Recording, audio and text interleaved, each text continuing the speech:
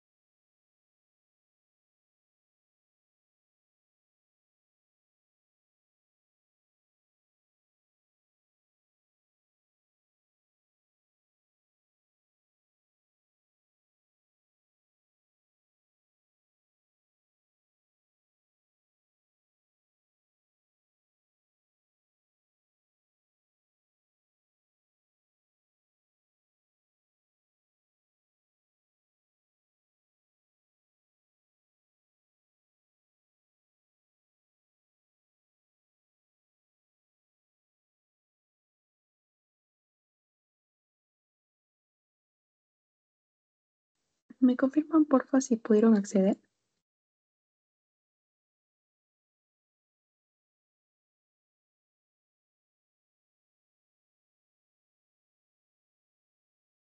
Sí, bueno, yo sí pude. Gracias.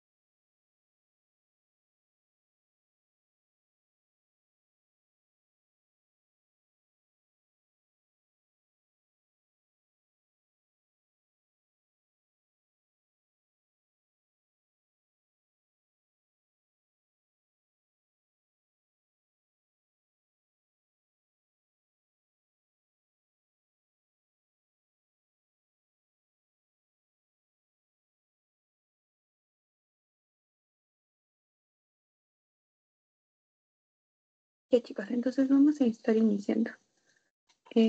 A continuación, bueno, para esta semana preparar un caso clínico así previo para tener una idea de qué es lo que abarca la terapia digestiva. Entonces tenemos aquí que nos hablan de un varón que tiene 50 años, ¿no? Entonces en el relato médico nos dice que tiene un dolor en el epigastrio, ¿no? Recordamos por los cuadrantes a nivel abdominal, el epigastrio, la parte central, ¿no? Dice que es urente, que le ha despertado por la noche en las últimas 3 semanas. El dolor suele comenzar a la última hora de la mañana y se alivia con los alimentos o con algún antiácido, aunque reaparece aproximadamente 3 horas después de cada comida y durante el sueño. Por lo demás, está sano y las constantes vitales y los hallazgos de la exploración física son normales.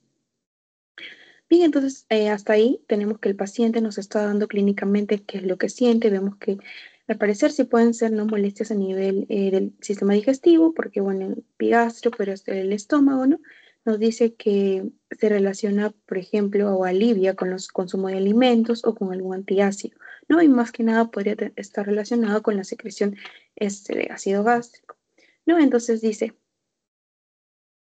se extraen muestras de sangre para el estudio bioquímico habitual y para el hemograma. La prueba rápida de la ureasa para detectar el Helicobacter pylori es positiva, ¿no? Y se programa una endoscopía gastrointestinal que muestra una úlcera inflamada en la pared del bulbo duodenal. Entonces aquí, ¿no? Para determinar de una u otra manera los exámenes de laboratorio, sabemos que son exámenes auxiliares que se van a pedir eh, para pues confirmar o tener alguna referencia a algún diagnóstico, ¿no? Ahora aquí también es importante hablar sobre lo que es la bacteria del Helicobacter pylori, ¿no? Esta bacteria era negativa que se asocia muchas veces también a nivel del compromiso digestivo, bien ya sea por gastritis, infecciones u otros, ¿no? Entonces, la prueba de ureasa es una de las pruebas importantes para determinar la existencia de este. Es por eso que lo mencionan en el caso. Ya, y bueno, más adelante, eh, ustedes también en la parte clínica, cuando empiecen a hablar sobre gastrología, van a conocer este tipo de patologías y van a implementar este tipo de fármacos. Ustedes, bueno, con esto, con la clínica, con algunos exámenes auxiliares, van a poder ir correlacionando, ¿sí? Entonces, luego nos hablan de una biopsia, el nivel de la mucosa gástrica confirma la presencia de la bacteria, ¿no? El paciente no refiere alergias a medicamentos y se le trata con una combinación de rabeprazol, que es un inhibidor de bomba de protones que vamos a hablar hoy, ¿no? Amoxicilina, claritromicina y tilazol, que vendrían a ser pues antibióticos, que también lo vamos a ver más adelante, ¿no? Entonces, como es una infección, ¿no? Producto, bueno, hay una bacteria, entonces, ¿qué le debo de dar? Si se relaciona con la úlcera, y la úlcera me va a presionar a lo que vendría a ser eh, el ácido gástrico, entonces debemos dar un inhibidor de bomba de protones más mm, más lo que vendría a ser el antibiótico. Entonces, eso es durante 14 días.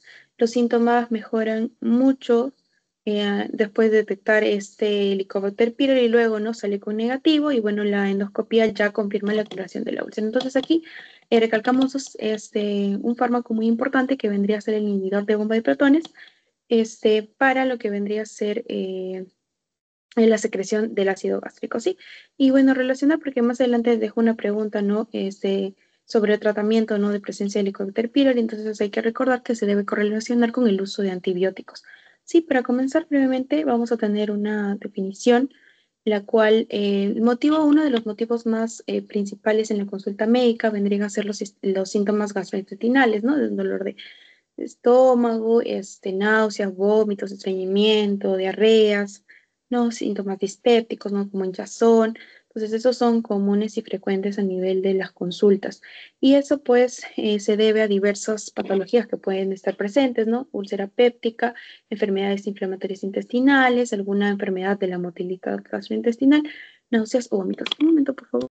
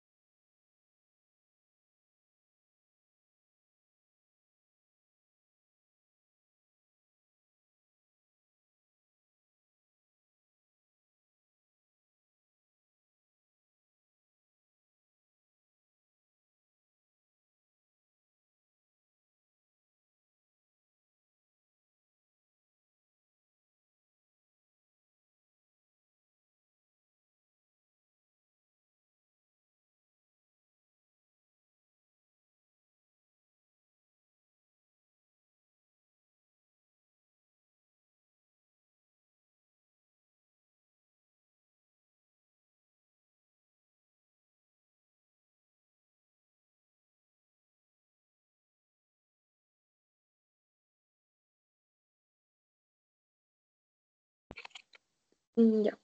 Entonces, continuamos. Vamos a tener lo que es la clasificación de los fármacos. Entonces, vamos a hablar en este caso lo que vendrían a ser, bueno, fármacos para la enfermedad de la úlcera péptica, que en sí a ustedes no les han clasificado como para enfermedades, pero, bueno, para que vayan un poco conociendo, ¿no? Los fármacos para la enfermedad de la úlcera péptica vendrían a ser lo que ya se han tocado: inhibidores de bomba de protones, antagonistas del receptor histamínico, ¿no? H2, que vendría a ser la ranitidina. El más conocido a nivel de bomba de protones, ¿no? El omeprazol, que también es más conocido.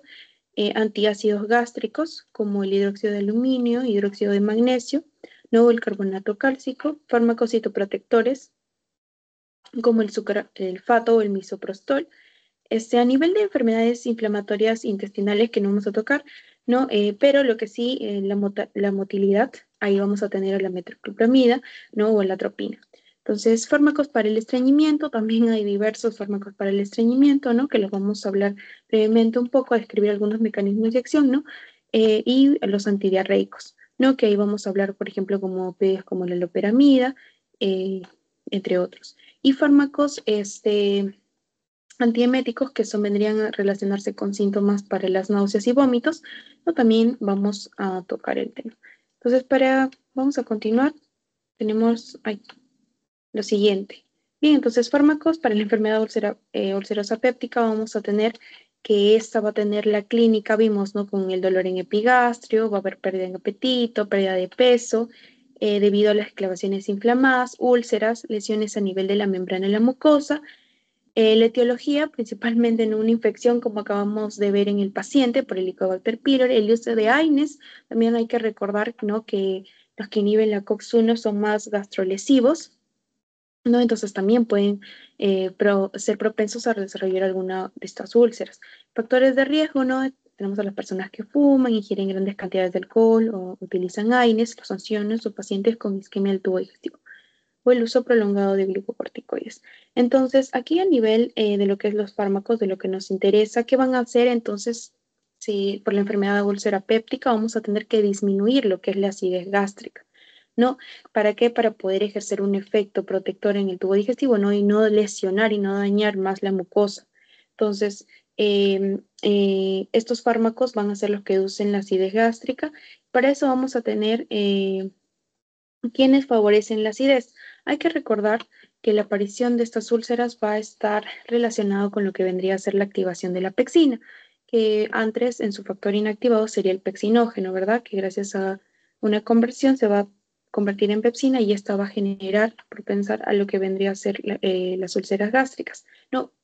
Luego, los estimulantes fisiológicos de secreción de ácido gástrico, vamos a tener a lo que es la gastrina, la acetilcolina y la histamina. Entonces, aquí en la imagen vamos a tener aquí representado lo que vendría a ser la célula parietal a nivel del estómago, ¿no? El epitelio, la sangre, la luz gástrica. Entonces, sabemos que en las células parietales se va a producir lo que es el ácido clorhídrico, ¿verdad? En la parte basal. Entonces vamos a tener que la gastrina, que está la gastrina, mi gastrina me va a permitir, esta secretada por la célula G. Entonces esta me va a permitir a nivel del antro gástrico, pues estimular lo que es la secreción de ácido gástrico, y esto se va a mediar pues porque va a activar la de calcio y por ende va a haber contracción. Quiere decir que esto va a pues permitir que se produzca la liberación de lo que es el ácido gástrico. Bien, esto a nivel de la bomba hidrógeno potasio ATPasa. ¿No? Luego vamos a tener el acetilcolina. Ahora recordamos nuestro sistema parasimpático y simpático. Recordamos que el parasimpático está relacionado con el neurotransmisor de la acetilcolina. Y decíamos que en un estado parasimpático aumentaba la motilidad gástrica. ¿Bien? Entonces, si aumentaba la motilidad gástrica, quería decir que había más excreción de ácidos, ¿no? Entonces, también la acetilcolina va a mediar lo que vendría a ser al receptor M3, ¿no? Por ende, va a estimular también a la entrada de calcio, por ende, contracción o secreción gástrica. Bien, luego tenemos a la histamina también con su receptor H2, recuerdan que hay bloqueantes de los H2, ya ahí actúan. Entonces estas van a producir también la secreción de lo que vendría a ser ácido gástrico, pero activando el AMP cíclico, ¿verdad? De la misma manera, la proteína quinasa, y pues por ende va a secretar este ácido gástrico. Entonces luego tenemos también a las prostaglandinas, ¿no? Por ejemplo, como el misoprostol. Va a permitir también la estimulación del ácido inhibir la secreción del ácido gástrico y va a permitir una membrana de bicarbonato para lo que vendría a ser contrarrestar, ¿no?, la acidez, y el bicarbonato, como es una base, pues neutraliza y ya no hay secreción de ese, ¿no? Entonces activa moco, activa bicarbonato. Y hasta ahora, en la imagen también presenta algunos fármacos, como por ejemplo, donde actuarían los inhibidores de bomba de protones inhibiendo la bomba, ¿verdad? Por eso ahí está el omeprazol. Si hablamos de hidróxido de aluminio y de magnesio, van a neutralizar también el ácido de la luz gástrica y donde a nivel de membrana luminal. Y el sucralfato, que también es un citoprotector porque va a estimular el moco bicarbonato, pues también actúa. Entonces, aquí brevemente dejé la descripción de cómo se va a producir, ¿no?, para que la tengan en cuenta. Pero más que nada ahí la imagen, guiarse, ¿no?, de quiénes son los mediadores de la acidez, la gastrina, acetilcolina, histamina, quiénes son los inhibidores, como las prostaglandinas. A ver, un momentito.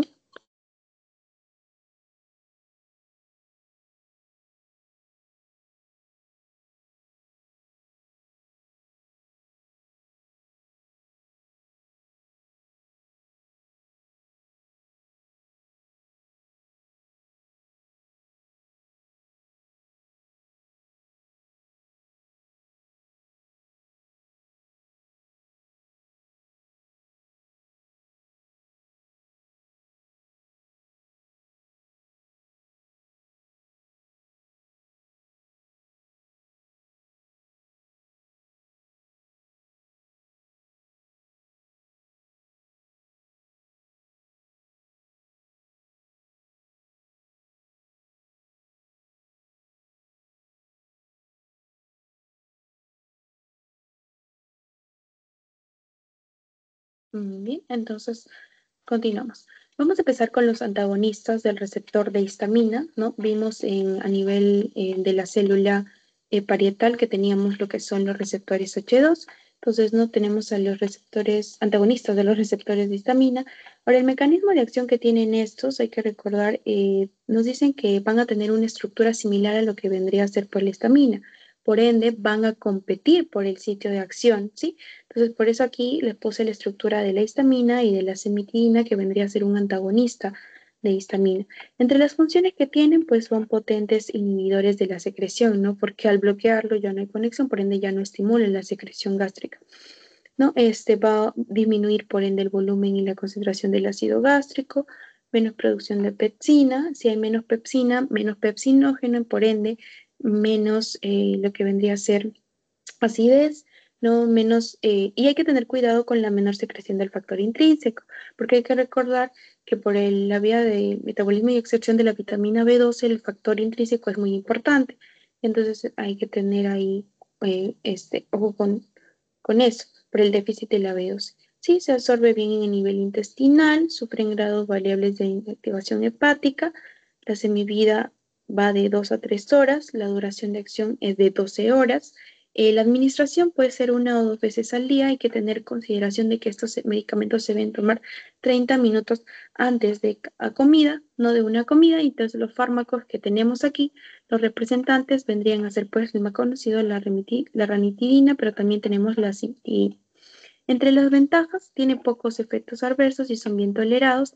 Las desventajas es que no son tan eficaces como los que vamos a ver a continuación, que son los inhibidores de bomba de protones, ¿no? Bueno, los usos donde se van a dar, entonces inhiben la secreción gástrica en enfermedades como la de reflujo gastroesofágico, en enfermedad de la úlcera péptica o a nivel dispéptico. Ahora, en los efectos adversos, sí hay efectos adversos, ¿no? Por ejemplo, la cimetidina tiene actividad antiandrogénica y puede causar ginecomastia. Bien, la cimetidina también es un inhibidor de isoenzimas en el citocromo P450, ¿no? Si hablamos de los CYP. Entonces hay que tener cuidado con las interacciones farmacológicas porque puede, pues, inhibir o estimular estos. Sí, a nivel de inhibidores de bomba de protones, entonces tenemos que son profármacos, este, lábiles en medio ácido que se administran por vía oral. Quiere decir que estos, al administrarse, son profármacos donde, ¿por qué? Porque cuando lleguen a la parte ácida, pues estos podrían no funcionar. Es por ende que estos tienen diferentes formas de presentación, ¿no? Los de acción prolongada quiere decir, pues, no los que van en cápsula o tienen liberación retardada.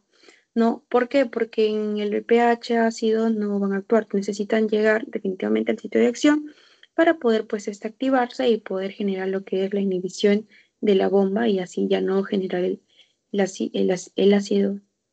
Es por eso que dice que son profármacos, entran en su forma no activa y adentro ya se activan para generar el mecanismo de acción. Bien, son administrados por vía oral, por eso es que dice que hay preparados, ¿no? De liberación sostenida con cubierta entérica, ¿no?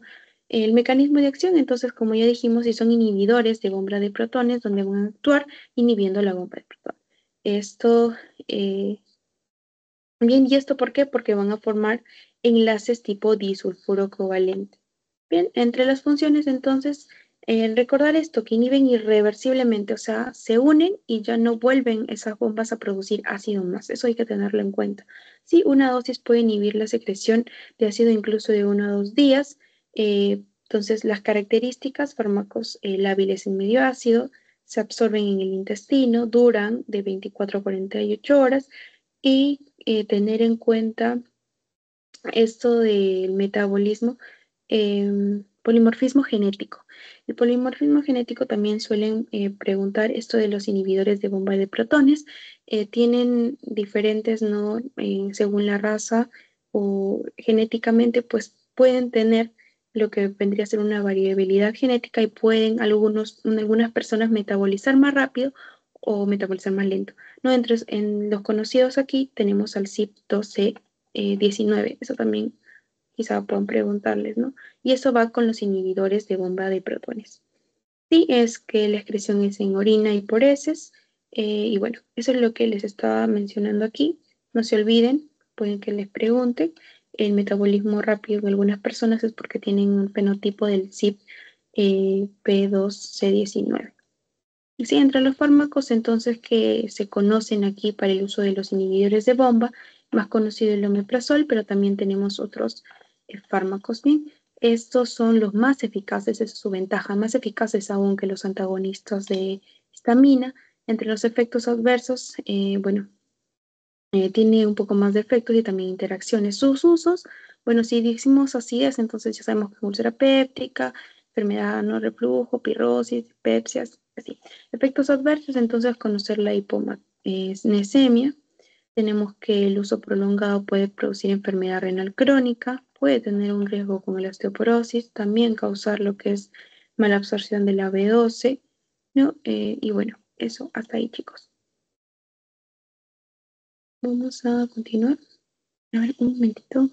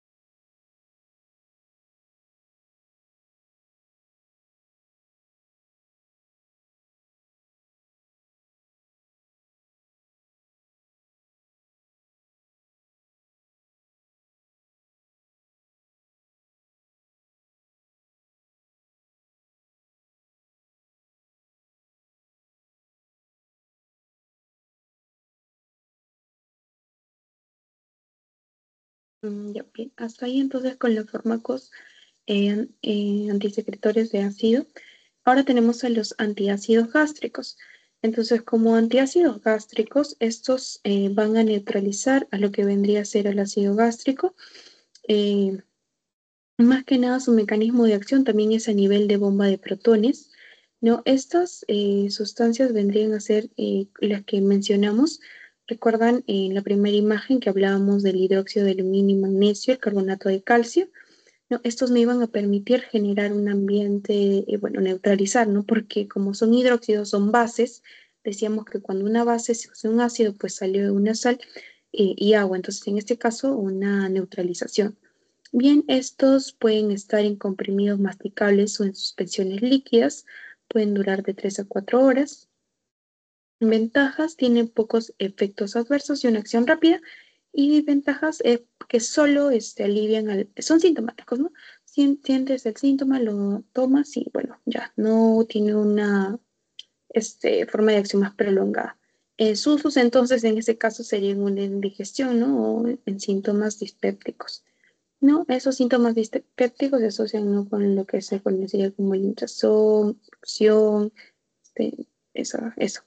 Efectos adversos, entonces hay que tener cuidado que cuando se utilizan por sí solos, por ejemplo, si solo utilizas hidróxido de aluminio te puede estreñimiento y si solo utilizas hidróxido de magnesio, diarrea. Es por eso que se usan en combinación. Ya eso, y bueno, el carbonato de calcio también puede causar estreñimiento. Ahora, entre los fármacos citoprotectores, entonces, si son citoprotectores, quiere decir que van a proteger la mucosa, ¿no? Habíamos visto también que estaba el famoso misoprostol, ¿no? Que era una prostaglandina que decíamos que inhibía la secreción gástrica y favorecía lo que vendría a ser la secreción de moco, secreción bicarbonato y por ende, pues, la neutralización de este. Entonces, empezamos hablando por el sucrofato, que también estaba como ejemplo. Este es un polímero, ¿no? Que deriva de lo que es sacarosa e hidróxido de aluminio. El mecanismo de acción es que se une a los cráteres de las úlceras formadas, ¿no?, y las células epiteliales e inhibe la hidrólisis de las proteínas a nivel de la mucosa. Entonces, su función es estimular las prostaglandinas. Ya habíamos dicho que las prostaglandinas tienen este efecto, ¿no?, de inhibir lo que es la secreción gástrica y favorecer el efecto protector que vendría a ser secreción de moco, bicarbonato para neutralizar. Bien, es por ende que al formar una barrera protectora, pues va a permitir curación de úlceras. Farmacocinética, administración en vía oral, puede ser en forma de comprimidos o de suspensión, la duración es de 6 a 12 horas, no se absorbe bien en el intestino, excretada principalmente en las heces, no hay que tener precaución con el uso en pacientes con insuficiencia renal. Entre las ventajas, bueno, tiene pocos efectos adversos y es útil cuando no se toleran otro tipo de fármacos. La desventaja es que es escasa su función en cuanto a las úlceras producidas por Helicobacter pylori y puede reducir la absorción de otros fármacos. Sí, entre los usos, entonces también, ¿no?, enfermedades asociadas con la secreción de ácido, como la úlcera péptica, efectos adversos, entonces tener cuidado con el estreñimiento, el laringoespasmo y siempre debemos chequear esta interacción que puede ocurrir con los fármacos. Y eso como, quizá si ya tienen acceso al UpToDate, ahí a veces ahí sale la opción de interacciones medicamentosas y puede que desde ahora vayan revisando, ¿no?, cada vez que les dejen seminario práctica, introducir un fármaco y más o menos relacionar. No se lo van a aprender todo, pero más o menos lo que estaría un poco más usado en la práctica quizá. Ya, y luego tenemos al misoprostol, que habíamos hablado, ¿no? Es un análogo de la prostaglandina E1, su mecanismo de acción es ejercer un citoprotector inhibiendo la secreción gástrica y favoreciendo la secreción de moco y bicarbonato. Entonces no se olviden, esto es el mecanismo de las prostaglandinas como el análogo y también como el efecto que da el sucralfato. Ese es el efecto de los fármacos citoprotectores. Bien, la forma de administración también es oral. Eh, Uso puede ser para la prevención de úlceras gástricas o duodenales por el uso de AINES, como les dije, o bueno, como tocaron también el tema de AINES, estos, los de la COX-1 pueden ser más propensos a ser gastrolesivos, ¿no? Y podrían generarte la enfermedad, generarte úlceras. Entonces, el misoprostol sería un buen medicamento para prevenir esto. ¿Y cuál es su mecanismo de acción? El siguiente, ¿no? Efectos adversos, diarrea, dolor intestinal crónico, ¿no? Y esto es importante, el misoprostol, que también seguro que en farmacología este, teratogénica, me parece algo así, van a ver este, que pues, puede estimular lo que vendrían a ser también las contracciones uterinas, entonces podría inducir el parto. Por eso es que está contraindicada en el uso si hay una persona embarazada. ¿Bien?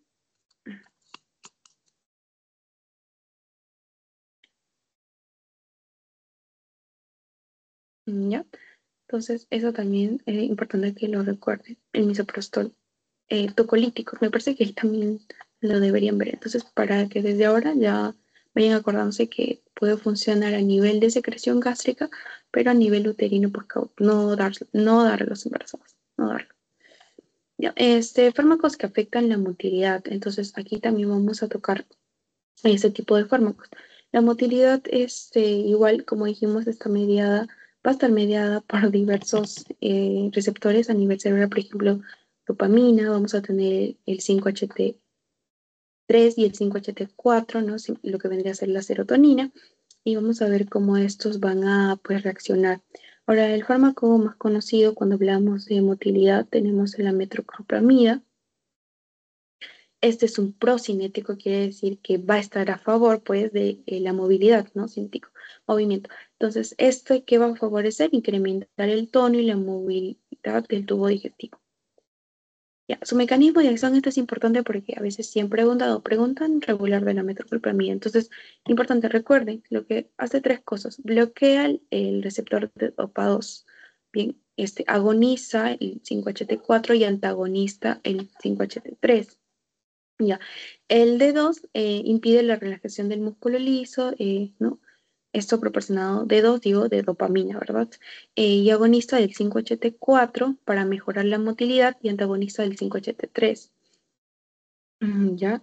Ahora, entre las funciones, tenemos entonces que va a mejorar la liberación de la acetilcolina. Dijimos que la acetilcolina, en este caso, generaría mayor movimiento intestinal, mayor secreción gástrica, ¿no? Entonces, aquí se debe generar el aumento de la acetilcolina. Ya, eso. También acelera el vaciado gástrico, impidiendo la relajación del cuerpo gástrico y aumenta lo que vendría a ser la presión de los esfínteres gastroesofágico inferior. Entonces, ya, eso también. La farmacocinética puede darse a nivel oral o parenteral. Es muy rápido su absorción a nivel intestinal y tiene una biodisponibilidad del 85%. Esta tiene una semivida aproximadamente de 4 horas y tiene una excreción por la orina. Sus usos puede ser en una gastroparesia diabética. Pero una gastroparesia diabética es como un gastro es el estómago, ¿no? Paresia como menos movimiento, menos función. Entonces, eh, si esto quiere más motilidad o más estimulación, entonces este sería un buen fármaco para pues, generar el efecto. ¿No? En enfermedad de reflujo gastroesofágico también porque está relacionado, dijimos, a nivel gástrico y a nivel esofágico en cuanto a los esfínteres. ¿Ya? Y bueno, entre los efectos adversos, la dopamina y el serotonina es al sistema nervioso central, pero más que nada por la dopamina, que también preguntan que causa efectos extrapiramidales. ¿En dónde más? En población niños o jóvenes o adultos jóvenes. También varía pues por una alta dosis, ¿no? Por el tiempo, pero esto es lo principal, los efectos extrapiramidales, ya como temblores, y bueno, también convulsiones. Ahora, también por la dopamina puede generarte la galactorrea, ¿ya? O la hiperprolactinemia. Diarrea, toxicidad hematológica también. Entonces, es importante aquí contraindicar en personas con trastornos convulsivos, ¿no? Porque si va al sistema nervioso y causa convulsiones, entonces no a personas que tienen esto. También en una obstrucción mecánica o una hemorragia o el famoso feocromocitoma, ¿no? Que es un tumor en las suprarrenales. Ya, eso está ahí y bueno, a ver, ya. Y acá hay algo pequeñito que son los antiespasmódicos, ¿sí? Y bueno, es lo contrario, ¿no? Si hablamos de fármacos que estimulan la motilidad, los antiespasmódicos más bien no, ¿verdad? Van a contrarrestar la motilidad. Em, un espasmo, no más que nada está relacionado a nivel intestinal, ¿no? Que es el movimiento o el retorcijón que a veces se siente, ¿no? Decimos que no es alcohólico, quizás intestinal. Un antiespasmódico, entonces, bueno, quizá en la clase de parasimpáticos tocamos, ¿no? Son simpaticolíticos, la atropina, la iosina, bueno, y la escopolamina, que es la más conocida. Entonces, como dijimos, el parasimpático, cuando hablamos de parasimpático miméticos, quiere decir que estos van a reforzar la acción. Y la acción de estos parasimpáticos miméticos es mayor secreción gástrica, ¿no? Mayor motilidad. Ya, pero si yo tengo un espasmo intestinal, o sea, mi intestino ¿no? Y causándome el cólico por víscera hueca, porque acuérdense que el cólico es dolor por víscera hueca, entonces yo no quiero, más bien quiero inhibir, le doy un antiespasmódico, entonces le doy un parasimpático lítico. Ahora, los famosos parasimpáticos líticos, porque son antagonistas, estos son agonistas, refuerzan la acción, estos son antagonistas, bloquean la acción, o sea, menos secreción, bueno, en este caso, más que nada la motilidad, ya, menos motilidad, por eso se llaman antiespasmódicos. Entonces está la atropina, la iosina o iosinamida, pero iosina quizá más conocida, y la escopolamida. Sí, entonces esos son los que alivian el dolor, aquí está, cólico, ¿no? O hiperactividad o irritabilidad intestinal. Y entonces la contraparte de aumento de la motilidad. Bueno, ahorita pasamos a los fármacos para el estreñimiento. Entonces, ¿qué es el estreñimiento? Vendría a ser este trastorno que puede ser agudo o crónico, va a depender del tiempo, ¿no? Agudo es semanas y crónico es mayor a 3 meses, ¿no? Que se va a caracterizar por la dificultad que uno va a tener, pues, para expulsar las heces. Estas pueden salir, pues, duras, secas, ¿no? O difícil la exclusión. Entonces, para esto, el tratamiento para personas estreñidas va a ser pues el uso de lo que son las fibras, ¿no? Ingesta de fibras. Primero se inicia con los alimentos altos en fibras o con el consumo también eh, aumentado de lo que son líquidos, ¿no? Agua, y también se le recomienda pues el ejercicio. Entonces, primero también hay que recordar, cuando hablamos de farmacología o cuando ustedes lleguen a terapéutica, siempre empezar con estilos de vida, alimentación, ¿no? Ejercicio, y también suplementar si es necesario, ¿no? Lo que es la terapia farmacológica. Ya no siempre todo solo son fármacos, también tiene que acompañarse con los estilos de vida. Ya, entonces, importante. Por eso es que aquí, pues el estreñimiento, igual como las otras patologías también, ¿no? Es importante tener ciertas características, pero bueno, ahora entonces, con el estreñimiento, como está muy asociado con la alimentación, con el consumo de fibra, consumo de agua, y también pues suplementar con ejercicio. Ya, eso en un inicio.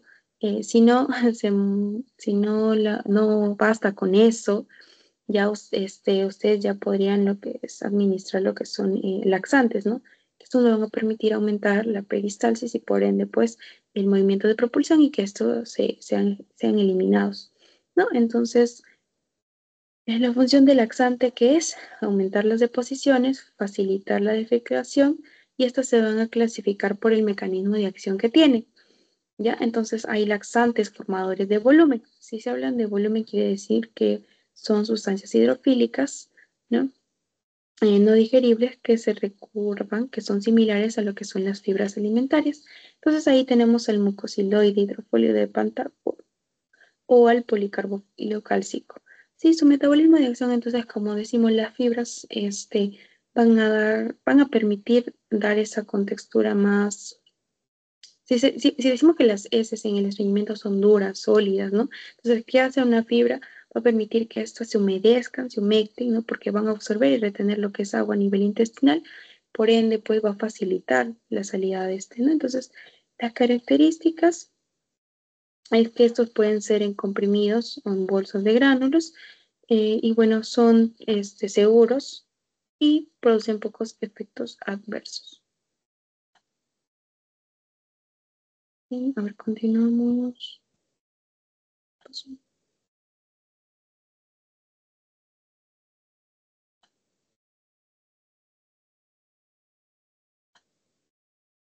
Uy, ya, por un momentito.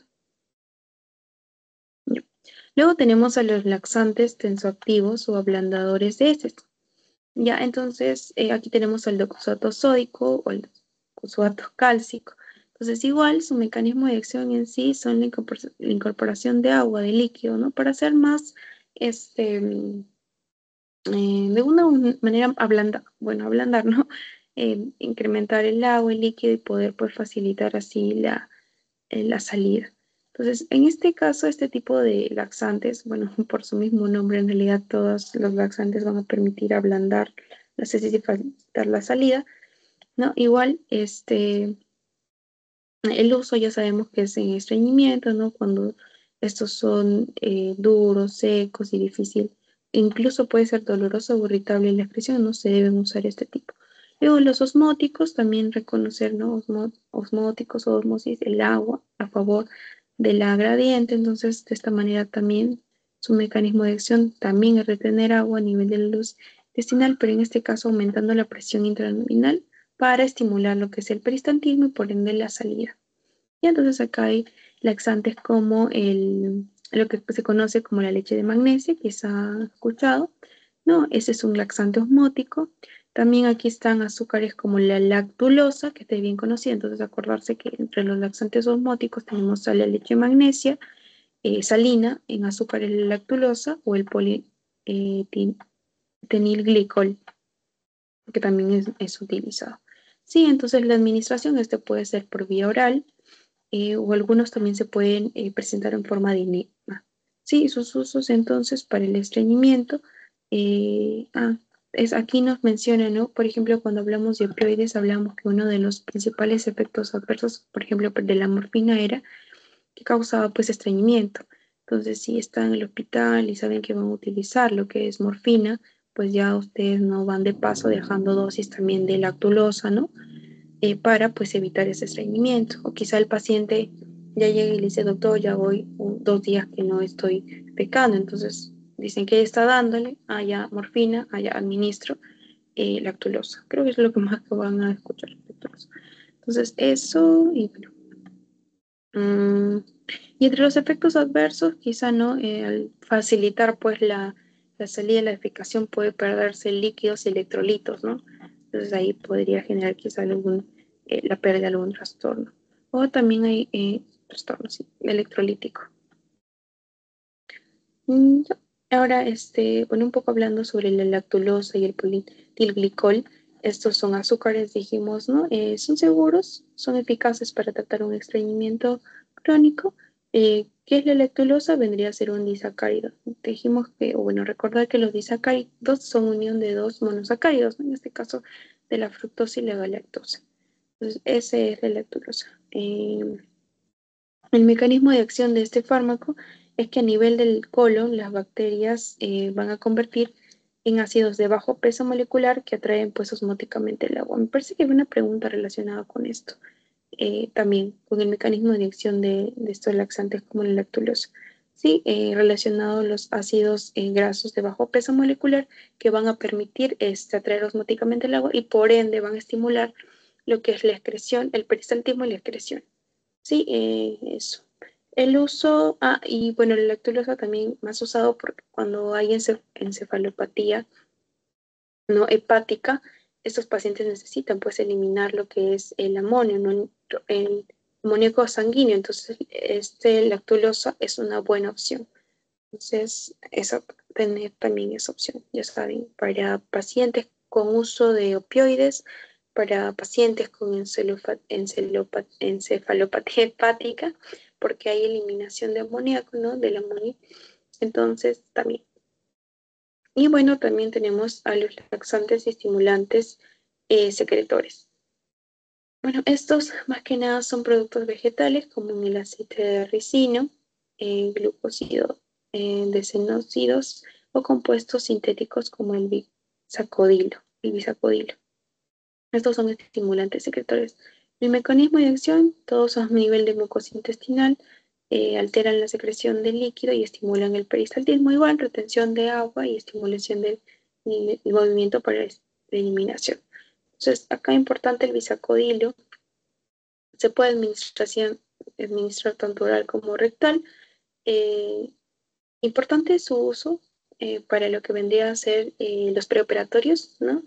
O para alguna exploración, por ejemplo, en la colonoscopía. Entonces, necesito que todo el campo visual esté libre para poder no ingresar con la cámara y buscar alguna alteración. Entonces, este bisacodilo sería una buena opción en enema, ¿no? Para limpiar. Entonces, antes de operaciones, exploraciones y, bueno, también para tratar el estreñimiento. Efectos adversos, bueno, como aumenta el peristaltismo, hay que tener en cuenta que estos laxantes pueden producir dolor cólico, ¿no? ¿Por qué? Porque está aumentando la peristalsis, la visera, entonces lleva a causar este tipo de espasmos.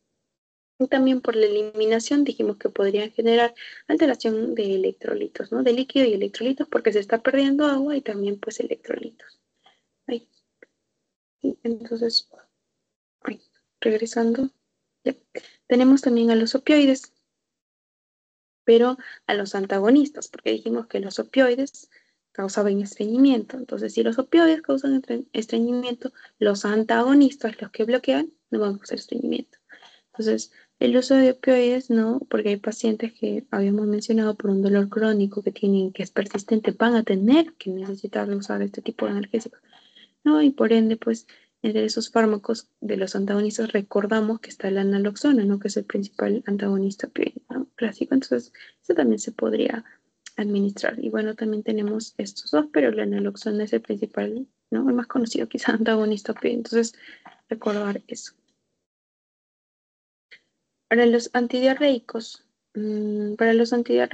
vamos a hablar que la diarrea se caracteriza por lo que vendría a ser el aumento de la frecuencia y la fluidez de las heces, ¿no? Puede ser aguda o crónica si es mayor a los 14 días, ¿no? A las 2 semanas. Entonces, entre la etiología, porque suceden estas diarreas, pueden ser causas infecciosas, ¿no? Bacterias, parásitos, excesivo de laxantes, ¿no? El exceso de laxantes dijimos que aumenta la peristalsis, entonces también podría causar, ¿no? Si le toman dosis excesivas o muy seguido, pues diarreas.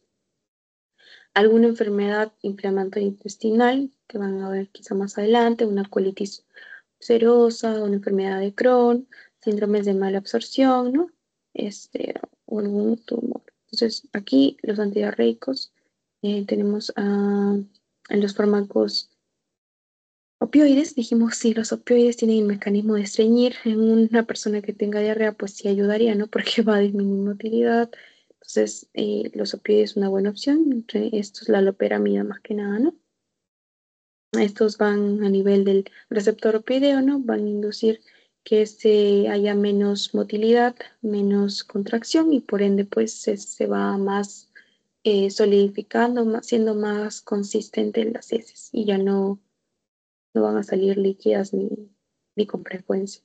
No, también se habla, ¿no? De antibióticos o como la rifancimina que vendría a ser para tratar lo que es la diarrea del viajero, producto por Escherichia coli, quizá en parasitología ahí más que nada supongo, o en micro, habrán visto sobre el Escherichia coli que podría dar lo que es la diarrea del viajero. Entonces, la rifaximina es un antibiótico, ¿no? Que va a permitir, pues, al unirse a la subunidad B del ARN de la bacteria, pues inhibir la síntesis y eh, ya no hay replicación, por ende ya se arregla la infección, se arregla la causa, por ende se arregla el problema, la enfermedad, ¿verdad?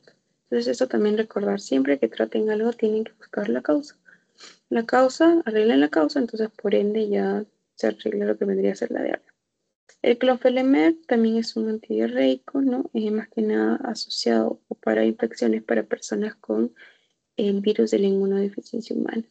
Bien, el mecanismo de acción es que reduce la excreción de los iones de sodio y agua. Al reducir la excreción de sodio y agua, entonces aumenta la consistencia de deposiciones y reduce la diarrea. Entre los fármacos de acción local, algunos laxantes también funcionan como antidiarreicos, ¿bien? Los acabamos de ver hace un momento, ¿no? El cantagobata y la pilocáltico también son más de acción local, así como ayudan en el estreñimiento, también pueden ayudar para las diarreas. Entonces, eso. Y bueno, aquí también el subsacilato de bismuto, quizás han escuchado el bismutol. Ya, ese es un compuesto entonces que va a tener, ¿no? Un aspecto antiácido, antidiarreico, ¿no? Entonces, esa es una buena opción también para tratar lo que son las diarreas. Ya, ahora en cuanto a la farmacología de lo que son los síntomas eméticos, ¿no? Que vendrían a estar relacionados con náuseas y vómitos. Entonces, el vómito es una respuesta fisiológica, ¿no? Ante la presencia de algo desconocido, algo que está irritando o está desfavoreciendo a uno mismo, al organismo. Recordar que el centro del vómito está a nivel del bulbo raquídeo. Ahora, el estímulo, la etiología puede tener diferente etiología, ¿no? Puede ir desde una estimulación vestibular excesiva, ¿no? Conocida como la cinetosis, o estímulos psicológicos, ¿no? Como el miedo, el temor, olores, ¿no? Pueden generar esta sensación, ¿no? Náuseas y el vómito que vendría a ser, pues, em, ya en la acción, ¿no? Los mecanismos que se dan para esto están coordinados, pues, por lo que vendría a ser aquí la imagen. Entonces, aquí más que nada recuerdan que em, habíamos hablado en la metoclopramida que inhibía el 5-HT3, ¿no? El 5-HT4, entonces este también tiene un efecto antiemético de cierta manera, ¿verdad? Bueno, aquí tenemos entonces, no se olviden que el centro del vómito es el bulbo raquídeo. Van a haber señales a nivel de estómago y que van a inducir o van a reflejar, van a ir las vías de señalización a lo que son tracto solitario, van a desencadenar estímulos a nivel del bulbo raquídeo, van a haber fármacos que van a favorecer, ¿no? Eh, este antagonismo, esta motilidad, van a haber fármacos que van a inhibir, ¿no? Más que nada aquí tenemos, ¿no? Como les dije, la metoclopramida. Ahorita vamos a hablar al rato sobre el ondansetron, ¿no? Y el ganicentrón, cómo estos van a intervenir en esta activación, en este mecanismo, y cómo pues va a ir al sistema nervioso central para inhibir esta acción. Ya, entonces aquí tenemos los antagonistas de los receptores serotoninérgicos, los 5-HT3. Ya, entonces estábamos hablando justo sobre el ondansetron, el alosertron, ¿no? Y bueno, también tenemos más. Estos más que nada son usados, estos antagonistas, ¿no? Bloqueantes, antagonistas bloquean, acuérdense.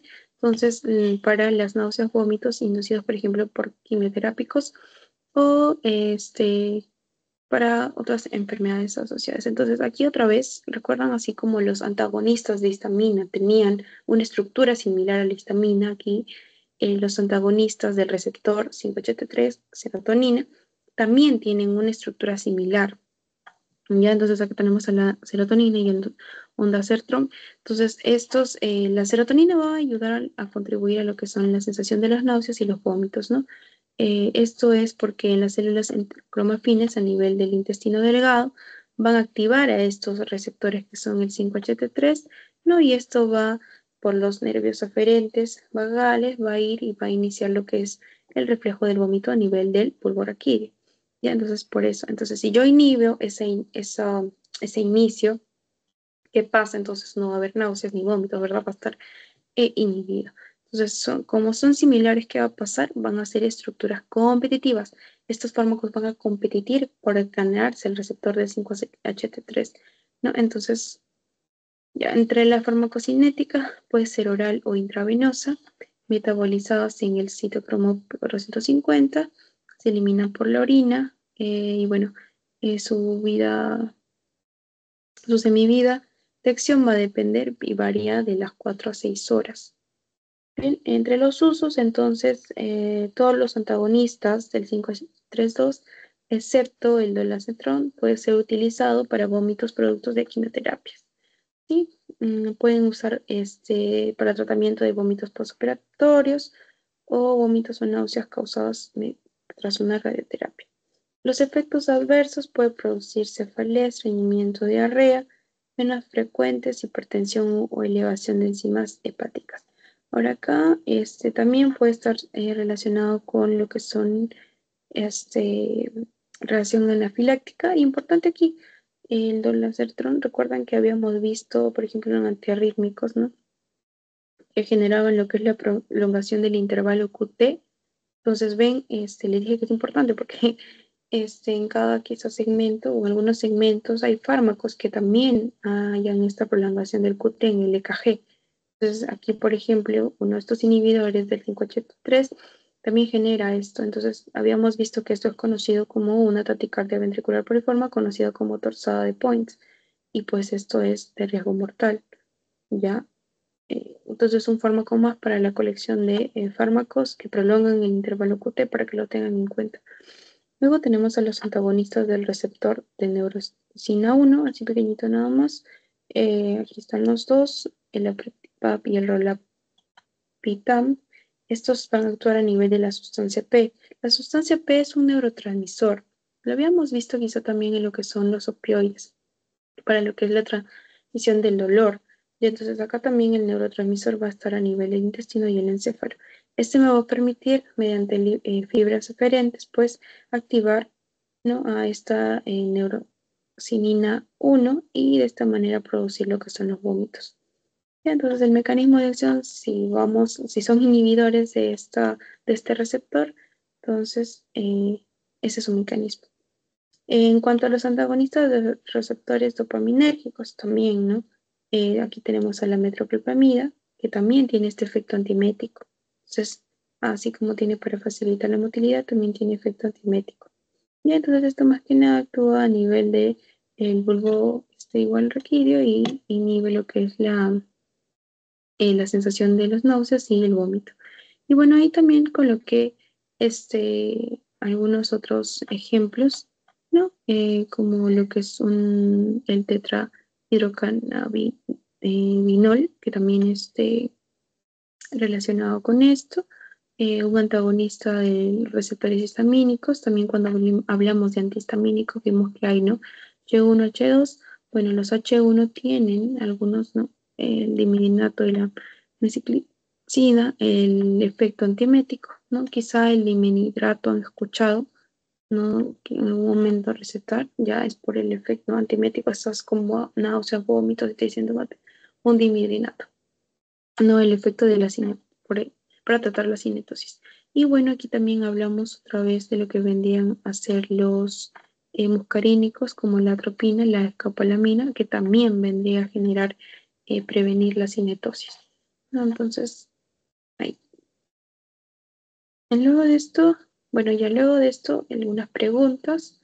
Una mujer con un parche cutáneo de escopolamina, ¿no?, para prevenir la cinetosis mientras está en el crucero. ¿Cuál es el efecto adverso más frecuente? Entonces, la escopolamina habíamos dicho que es un simpático lítico, ¿no? Entonces, por ende, va a hacer o no va a hacer lo que normalmente hace el parasimpático. Y lo que normalmente hace mi sistema parasimpático es aumenta secreciones, secreción salival, secreción gástrica, aumenta motilidad, disminuye frecuencia cardíaca, ¿verdad? Entonces, en este caso, ¿qué produciría pues sequedad de boca, ¿verdad? Diarrea no, porque estaría inhibida, cefalea tampoco, cirrosis no, nada que ver, y flatulencias tampoco. Entonces, la sequedad de boca. Bien, luego tenemos acá combinación de fármacos que habitualmente se puede utilizar para el tratamiento rápido y eficaz de una úlcera duodenal causada por Helicobacter pylori. Entonces, úlcera duodenal, hay aumento de secreción gástrica. Yo voy a la pregunta y busco pues o un inhibidor de bomba o un bloqueador H2 o un citoprotector, ¿verdad? Y si me hablan de una infección, pues tendría que buscar también antibióticos. Y entonces, en esta la mejor opción, ¿no? A ver, si hablamos de sucralfato, amoxicilina y vancomicina, podría ser rabeprazol, pero dijimos que el que tiene mejor cobertura, mejor opción en este tipo de patologías era un inhibidor de bomba de protones, ¿no? Entonces yo tendría que buscar primero un inhibidor de bomba, ¿no? Entonces sucralfato como que no, la fantina tampoco, ¿no? H2 no, amoxicilina, aquí ni siquiera hay inhibidor de bomba, nada, solo tratan la enfermedad, entonces estoy entre la B y la D. Ahora, entonces, y el succinato de bismuto dijimos que no, porque era más como, bueno, sí antiácido, pero antidiarreico y no mucho que ver como tratamiento como un antibiótico o tratamiento para una bacteria. Entonces me quedaría con la opción de, ¿no? Un el pantoprazol, que vendría a ser un inhibidor de bomba, la amoxicilina, la ectromiticina y el metronidazol. Bueno, eso no creo que les pregunten así, yo les puse ahí para que eh, tengan una idea más o menos, ¿no? De cómo podrían abordar o poder estudiar un poco más más adelante, en antibióticos quizá cuando venga por Helicobacter pylori, si es que viene la sección, entonces ya más o menos ustedes saben que se puede tratar con amoxicilina, claritromicina y metronidazol, porque hay guías que hablan de terapia triple, ¿no? Pero bueno, ya se lo puse como también para dato curioso. Ahora dice, a un paciente con pirosis crónica por reflujo gástrico se le prescribe metoclopramida. Dijimos que aumentaba la motilidad gástrica, también era un buen antiemético, ¿no? ¿Qué mecanismo es responsable de su efecto farmacológico? Entonces, ¿qué mecanismo es el responsable? Bloquear receptores H2 no tiene nada que ver, muscarínicos, tampoco adrenérgicos, ¿no? Y tampoco clanal, ¿no? Era un bloqueante de D2, agonista del 5-HT3 y antagonista del 5-HT4, ¿verdad? Entonces, eso no se olvide. Ya chicos, entonces para terminar, ¿se podrían llenar por favor el post-test? Está terminando la sesión.